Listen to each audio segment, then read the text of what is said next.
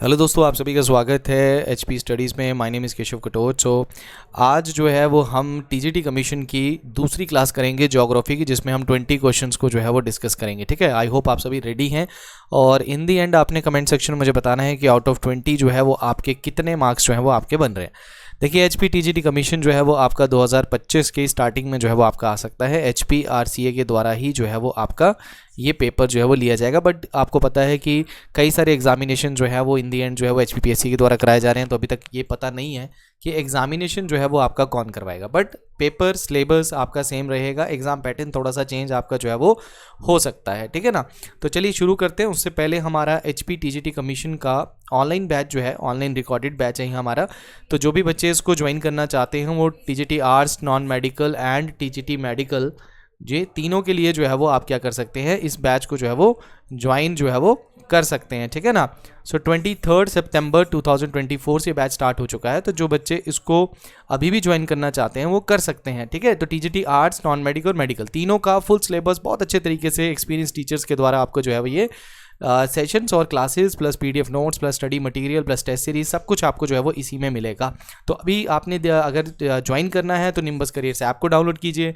कोई डाउट है तो 7814846248 पे भी आप कॉल जो है वो कर सकते हैं। ध्यान में रखिएगा, हमारे डेमो लेक्चर्स हमारे कोर्स के अंदर ही है, तो आप वहाँ पे जाके डेमो लेक्चर्स को भी लगा सकते हैं। ठीक है, चलिए फिर बढ़ते हैं हमारे आज के सेशन की ओर। तो सबसे पहला क्वेश्चन आपके सामने है, that is with which of the following countries of south Asia India shares A maritime boundary. तो इंडिया अपनी कौन सी साउथ ईस्ट एशिया जो है, अगर आप इंडिया को देखते हो तो इस साइड पे आपको एशियान कंट्रीज़ भी देखने मिलते हैं, उन्हीं को association south east Asian Nations कहते हैं। तो यही आपकी साउथ ईस्ट एशिया नेशंस हैं आपके, है ना।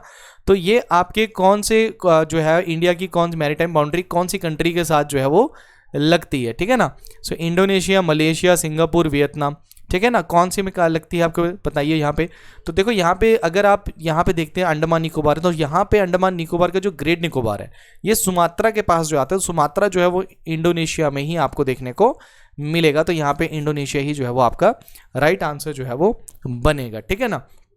उसके बाद नेक्स्ट क्वेश्चन आता है, which state are the beneficiary of Sardar Sarovar project. Sardar Sarovar project जो आपको नर्मदा नदी के ऊपर मिलेगा, जहाँ पे आपको स्टैचू ऑफ यूनिटी भी जो है वो आपको देखने को जो है वो मिलेगा, है ना। तो यहाँ पे बताइए कि which state are the beneficiaries of the Sardar Sarovar project, मतलब किस किस स्टेट को इससे बेनिफिट जो है वो मिलता है। सो गुजरात, राजस्थान, महाराष्ट्र, गुजरात, राजस्थान, या मध्य प्रदेश, महाराष्ट्र, गुजरात, राजस्थान, या फिर पंजाब और हरियाणा। देखो जो भी क्वेश्चंस मैं आपको यहाँ पे कराता हूँ ना, ये क्वेश्चंस देखना कहीं ना कहीं पे, क्योंकि हम एलाइड के भी जब क्वेश्चंस करते थे, जब हम सेशन चलाते तो मैं बोलता देखो ये क्वेश्चन कहीं ना कहीं, देखो डायरेक्ट क्वेश्चन तो कभी नहीं होगा, बट अगर आपने सरदार सरोवर प्रोजेक्ट को एक बार पढ़ लिया कहाँ कहाँ पे है, तो उससे रिलेटेड कभी भी क्वेश्चन आएगा तो ऑप्शन से भी क्वेश्चन जो है वो हमारे हो जाते हैं। और टीजीटी में तो आपको डायरेक्ट क्वेश्चन आएंगे, एक आधा क्वेश्चन आपको स्टेटमेंट वाइज आता है। तो ध्यान में रखिएगा कि क्वेश्चन डायरेक्ट हिट भी हिट कर सकता है और उससे रिलेटेड क्वेश्चन भी जो है वो आपको आ सकता है। ठीक है, तो यहाँ पे आंसर जो है वो मध्य प्रदेश, महाराष्ट्र, गुजरात और राजस्थान यहाँ पे राइट आंसर जो है वो हमारा बनेगा। चलिए नेक्स्ट क्वेश्चन पूछ रहा है, Barak valley is an important part of which of the following states of India. Barak घाटी भारत के निम्नलिखित में से किस राज्य की एक महत्वपूर्ण हिस्सा है।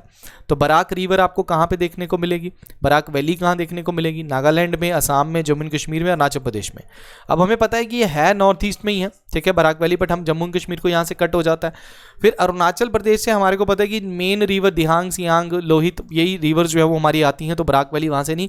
नागालैंड और असम में आपका कन्फ्यूजन हो सकता है, और राइट आंसर जो है वो आपका असम जो है वो यहाँ पे राइट आंसर जो है वो आपका बनेगा। चलिए नेक्स्ट क्वेश्चन है, झबुआ ट्राइब्स जो हैं वो आपके कहाँ पे मिलते हैं, गुजरात में, मध्य प्रदेश में, राजस्थान या महाराष्ट्र में। देखो ट्राइब्स के ऊपर क्वेश्चन ना सीधा सीधा क्वेश्चन आता है, एक बार पढ़ लो लाइफ में, एक बार उसको रिवीजन दे दो, वहाँ से जितने भी क्वेश्चन आते हैं, जैसे संथाल कहाँ पे है, मैथिली कहाँ पे है, गोंड कहाँ पे है, तो भील कहाँ पे है, उसी तरीके से हिमाचल के ट्राइब्स को भी आप अच्छे से जो है वो पढ़ लो, वहाँ से क्वेश्चन आता ही आता है एक आधा। ठीक है ना। तो यहाँ पे झबुआ जो है वो आपको मध्य प्रदेश में देखने को मिलेगा, और मध्य प्रदेश में ही सबसे ज़्यादा आपको एसटी पॉपुलेशन भी जो है वो देखने को मिलती है, सबसे ज़्यादा जंगल भी आपको यहाँ देखने को मिलेंगे, सबसे ज़्यादा नेशनल पार्क भी आपको यहाँ देखने को मिलेंगे। ठीक है ना। तो ये ध्यान में रखना, मध्य प्रदेश कई चीज़ों के लिए जो है वो फेमस जो है वो रहता है, तो ध्यान में रखिएगा, मध्य प्रदेश को अच्छे से पढ़िएगा। चलिए डंकन पैसेज जो है, ये डंकन पास जो है, ये आपको किन दो के बीच में देखने को मिलेगा।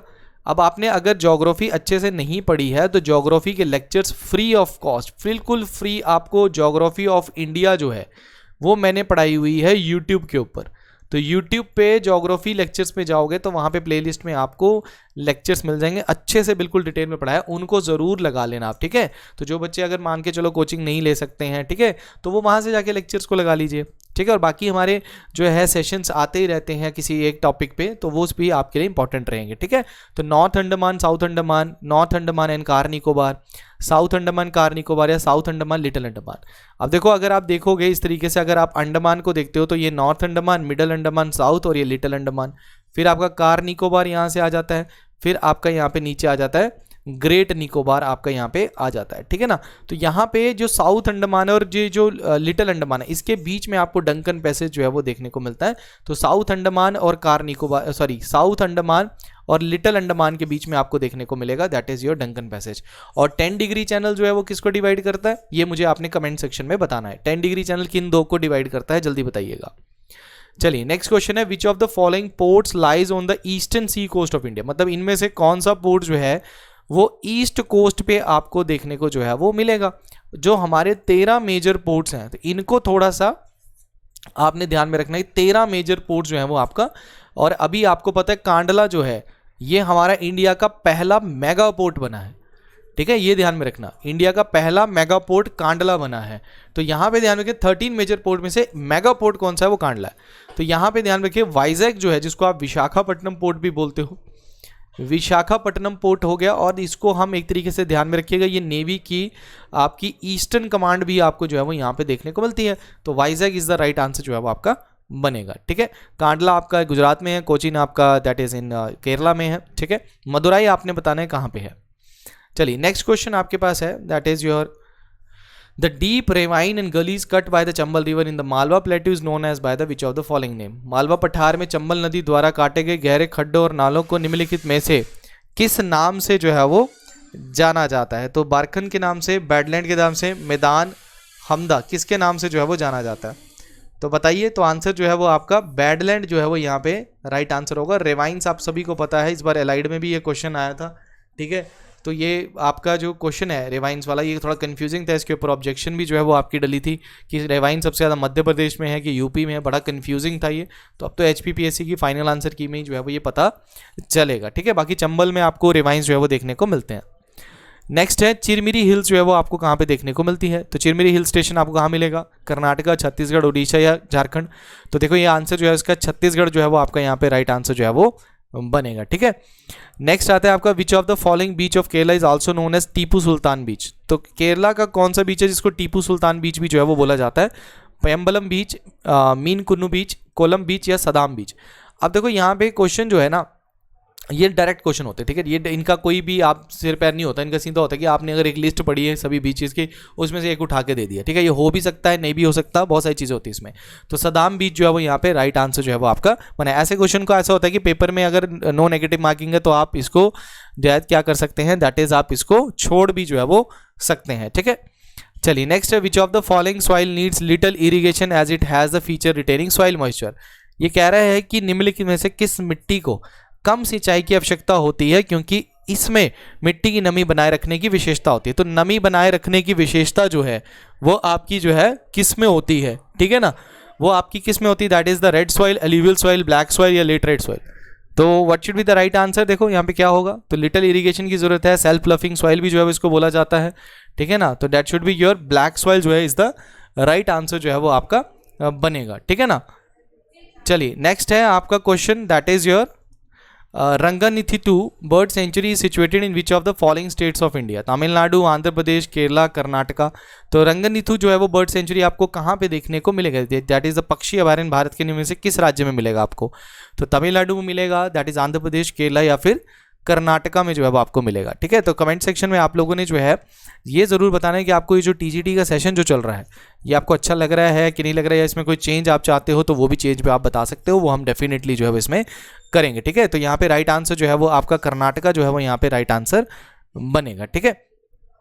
चलिए नेक्स्ट क्वेश्चन है, the iron ore of Bailadila is mainly transported to Japan through which of the following ports. अब देखो जापान जो है उसके पास आयरन ओर नहीं है, तो उसको सारा आयरन मोस्टली जो है वो इंडिया की तरफ से जाता है। तो इंडिया में जो बेलाडीला है ये आपकी, अब आपको ये पता हो आयरन ओर साइट कहाँ पे है बेलाडीला, उसी से आप आंसर दे सकते हैं कि कौन से पोर्ट से जो है वो ये आयरन ओर जो है वो भेजा जाता है जापान की ओर। तो Visakhapatnam port, Mangalore port, Haldia port, या जवाहरलाल नेहरू पोर्ट। तो देखो यहाँ पे अगर बेलाडीला आपको देखेंगे तो ये छत्तीसगढ़ में आपको देखने को मिलेगा। तो यहाँ पे आपको मिलेगा, तो छत्तीसगढ़ के पास क्या पड़ता है, विशाखापट्टनम पोर्ट, तो यहीं से ये आंसर आपका आ जाएगा यहाँ पे। चलिए नेक्स्ट क्वेश्चन है, which among the following type of coal is use to make the coke. तो कोक बनाने के लिए निम्नलिखित में से किस प्रकार के कोयले का प्रयोग आपका यह उपयोग किया जाता है, बिटुमिनस, एंथ्रासाइट, लिग्नाइट या पीट। तो यहाँ पे राइट आंसर जो है वो आपको बिटुमिनस जो है वो यहाँ पे राइट आंसर बनेगा। ठीक है, तो यहाँ पे एक चीज़ का ध्यान रखना कि कोल रिजर्व्स को थोड़ा ध्यान में रखना, कोल साइट्स यहाँ कहाँ पे मिलता है, किस स्टेट में मिलता है, मिनरल से आपको क्वेश्चन जो है वो बनेगा ही बनेगा। चलिए नेक्स्ट क्वेश्चन है, which of the following regions are known for cotton textile industry. तो कॉटन टेक्सटाइल इंडस्ट्री कहाँ होगी, जहाँ पे आपको ब्लैक सॉइल देखने को मिलेगी। तो इनमें से कौन से रीजन्स हैं जहाँ पे कॉटन टेक्सटाइल इंडस्ट्री है, Mumbai Pune region, Madurai Coimbatore region, Dhanbad Jamshedpur region, Indore Ujjain region. तो 1 and 3, 2 and 4, 1 to 4 या 1 2 3 4। तो यहाँ पे देखो सबसे पहले मुंबई पुणे रीजन, ये डेक्कन प्लेटू वाला रीजन है तो यहाँ पे होगा। कोयम्बटूर वाला रीजन, मदुराई वाला रीजन भी आपका आता है जहाँ पे ब्लैक सॉइल मिलती है थोड़ी सी। धनबाद जमशेदपुर वाले रीजन में आपको ब्लैक सॉइल नहीं देगा, वहाँ पे कम काइंड ऑफ आपको रेड सॉइल भी देखने को मिलेगी। और इंदौर और उज्जैन वाले रीजन में भी आपको ब्लैक सॉइल थोड़ी सी देखने को मिलेगी। सो 1 2 4 के लिए कॉटन टेक्सटाइल इंडस्ट्री जो है वो आपको मिलेगी। बट ध्यान में रखिएगा कि ब्लैक सॉइल का कॉटन के साथ रिलेशन तो है, बट टेक्सटाइल का अगर हम बात करें तो वो थोड़ी दूर में भी आपको, बट उसके near by areas, periphery areas में भी आपको देखने को मिल सकती है। ठीक है, चलिए नेक्स्ट क्वेश्चन है, that is which of the following is the main occupation of the Santhals. Santhals आपको पता ही है कि हमारी जो प्रेसिडेंट हैं वो भी सिंथाल ट्राइब से ही हैं। ठीक है, वो उड़ीसा से हैं, बट जनरली सिंथाल आपको जो है वो झारखंड में देखने को मिलते हैं। ये हमारी एक तरीके की 22 ऑफिशियल लैंग्वेजेस में से भी आती है सिंथाली। तो इनका मेन ऑक्यूपेशन क्या है, एग्रीकल्चर, हंटिंग, फिशिंग या ट्रेडिंग। तो देखो इनका सबसे मेन ऑक्यूपेशन, देखो ऑप्शन से ही हमें पता लग रहा है कि मेन जो है अगर मिडल में है तो एग्रीकल्चर जो है वो इनका मेन ऑक्यूपेशन जो है वो आएगा। तो एग्रीकल्चर यहाँ पे राइट आंसर बनेगा। चलिए नेक्स्ट क्वेश्चन है कि यूपी के साथ कितनी स्टेट और यूनियन टेरिटरीज जो है वो लगती हैं। आप अगर मेरा पहला लेक्चर लगाएंगे जिसमें मैंने स्टेट्स के बारे में बताया, उसमें ये क्वेश्चन मैंने करवाया हुआ है कि वैसे यूपी इज़ द स्टेट जिसमें सबसे ज़्यादा स्टेट्स और यूटीज़ का बॉर्डर लगता है। तो कितनी लगता होगा यहाँ पे, तो यहाँ पे 6 है, 7, 8 या 9। अब देखो आप पेपर में जाएंगे किसी क्लासरूम में अगर हुआ तो वहाँ पे अगर इंडिया का मैप लगा फिर तो ये क्वेश्चन हो जाएगा। अदरवाइज आपको ध्यान में रखना पड़ेगा कि भाई कौन कौन सी स्टेट और जो है वो हमारी क्या लग रही है, यूपी के साथ लग रही है। तो देखो हिमाचल प्रदेश को आप लगा सकते हो, हरियाणा को लगा सकते हो, यहाँ से उत्तराखंड को लगा सकते हो, मध्य प्रदेश लगा सकते हो। ठीक है, छत्तीसगढ़ को आप लगा सकते हो, छत्तीसगढ़ के साथ साथ आप झारखंड को लगा सकते हो, बिहार को लगा सकते हो। ठीक है ना, तो यहाँ से राजस्थान भी आपका जो है इसका बॉर्डर लगेगा। तो 1 2 3 4 5 6 7 8 9 आपकी यहाँ पे लग जाएगी। तो एक मुझे लग रहा है कि एक स्टेट जो है वो यहाँ पे कटेगी जाती है, कोई भी अगर आप देख लेना, मुझे अभी एग्जैक्टली जो है वो एक जो है वो यहाँ पे कन्फ्यूजन हो रही है। वैसे इसका आंसर 9 है, बट आप देख सकते हैं अगर यूटी को भी ऐड करूँ दिल्ली को तो शायद ये 10 ना हो जाए। तो आप मुझे एक बार करेक्ट जो है वो इसमें ज़रूर करिएगा। चलिए नेक्स्ट है, Guwahati is situated on the bank of which river. So Guwahati जो है वो आपको कौन सी, दैट इज गुवाहाटी आपका आसाम में है। ठीक है, यहीं से आंसर हो जाता है। अगर लोकेशन पता है फिर तो कोई दिक्कत नहीं है। ठीक है ना, तो सोन रिवर, हुगली रिवर, ब्रह्मपुत्र, तीस्ता। तो असम की मेन रिवर क्या है, दैट इज योर ब्रह्मपुत्र। तो वहीं से आपकी हो जाएगी। आपने मुझे बताना है कि ब्रह्मपुत्र को बांग्लादेश में जो है वो किस नाम से जो है वो जाना जाता है। ये आपने मुझे बताना है बांग्लादेश में किस नाम से जो है वो जाना जाता है। चलिए नेक्स्ट क्वेश्चन पूछ रहा है, which river is known as the sorrow of Bihar. बहुत आसान क्वेश्चन है, कोसी, चंबल, नर्मदा, महानदी। और अभी आपने देखा होगा इसकी ट्रिब्यूटरीज में भी नेपाल में बहुत हड़कंप मचाया, बहुत बाढ़ आई वहाँ पे। तो ये आपने मुझे बताना है कि सॉरो ऑफ बिहार कौन सी है, that is your Kosi. Sorrow of Una किसको कहते हैं, सॉरो ऑफ जसवान या ऊना, कौन सी रिवर आपकी होती है, ये मुझे आपने बताना है यहाँ पे। ठीक है, चलिए द एटॉमिक पावर स्टेशन जो कि आपको मिलेगा राजस्थान में, उसका क्या नाम है, पोखरन, सूरतगढ़, रावतभाटा या चित्तौड़गढ़। तो देखो हमारे 7 न्यूक्लियर प्लांट्स आपको देखने को मिलेंगे। एक अभी हमारा गोरखपुर दैट इज ये हरियाणा में जो है वो बन रहा है, नॉर्थ का सबसे बड़ा। ठीक है, आपको नरोरा जो है वो आपको यूपी में देखने को मिलेगा, काकरा पर आपको गुजरात में देखने को मिलेगा, है ना, गुजरात। उसके बाद आपको दैट इज़ योर तारापुर जो है सबसे पुराना है, तारापुर ये आपको महाराष्ट्र में देखने को मिलेगा। ठीक है ना, काइगा आपको जो है ये आपको कर्नाटका में देखने को मिलेगा। कुंडकुल्लम जो सबसे बड़ा है, कुंडकुल्लम सबसे बड़ा है, ये हमारे को तमिलनाडु मिलेगा। कलपक्कम जो है वो हमारे को कहाँ मिलेगा, ये भी हमारे को तमिलनाडु में देखने को मिलेगा। तो यहाँ पे राइट आंसर क्या बनेगा, रावत भाटा, जो राजस्थान में आपको देखने को मिलेगा। आपने मुझे बताना है सबसे पहला न्यूक्लियर रिएक्टर कौन सा था इंडिया का, the first nuclear reactor of India, ये आपने मुझे कमेंट सेक्शन में बताना है और कमेंट में आप बताइए भी करिएगा। इससे पता लगता है आप कितना पार्टिसिपेट कर रहे हैं सेशन में, आपकी नॉलेज कहाँ पे स्टैंड कर रही है, ज़रूर बताइएगा, ठीक है। तो आज का लास्ट क्वेश्चन आपके सामने है, दैट इज़ योर, बताना है आपने विच of the following does not come under the renewable natural resource. बहुत आसान क्वेश्चन है, रिन्यूएबल एनर्जी होती है जिसको हम बार बार यूज कर सकते हैं। तो निम्नलिखित में से कौन सा नवीनकरणीय प्राकृतिक संसाधन के अंतर्गत नहीं आता है, तो fresh water, salt, clean air या फर्टाइल सॉइल। तो राइट आंसर क्या बनेगा आपका, सॉल्ट यहाँ पे जो है वो राइट आंसर जो है वो बनेगा। तो ये थे हमारे 20 क्वेश्चन। जरूर अपना स्कोर जो है वो जरूर बताना है आपने कि भाई कमेंट सेक्शन में कि कितना स्कोर आपका है, और ईमानदारी से जो है वो आंसर जो है वो अपने बताने हैं आपने। और जो कमेंट में मैंने क्वेश्चंस पूछे हैं आपको कि आंसर करना है आप सभी ने, सो प्लीज़ उनका आंसर जो है वो आप ज़रूर जो है वो करिएगा, ठीक है ना। सो इन दी एंड हमारा HPTGT कमीशन का online batch, online recorded batch start हो चुका है। तो जो भी बच्चे अभी भी ज्वाइन करना चाहते हो कर सकते हैं। जो लेक्चर्स हो चुके हैं उनकी वीडियोस आपको इनबिल्ट ही जो है वो उसमें मिलेगी। टाइम टेबल के अकॉर्डिंग सभी सिलेबस जो है पूरा सिलेबस आपका होगा, plus PDF notes, test series, topic wise test आपके इंक्लूड होंगे, डाउट सेशन इसमें है। So arts, non medical, medical तीनों के लिए हमारे पास बैचेस हैं। जो भी बच्चा इसको ज्वाइन करना चाहता है वो निम्बस करियर ऐप में जाके इस बैच को ज्वाइन कर सकता है। अगर कोई डाउट है तो 7814846248 पे भी कॉल कर सकता है। और आप ऐप में जब कोर्स में जाएंगे तो वहाँ पे आपको हर सब्जेक्ट के डेमो लेक्चर्स भी जो है वो देखने को मिलेंगे। सो आज के लिए इतना ही है। Thank you very much, all the best.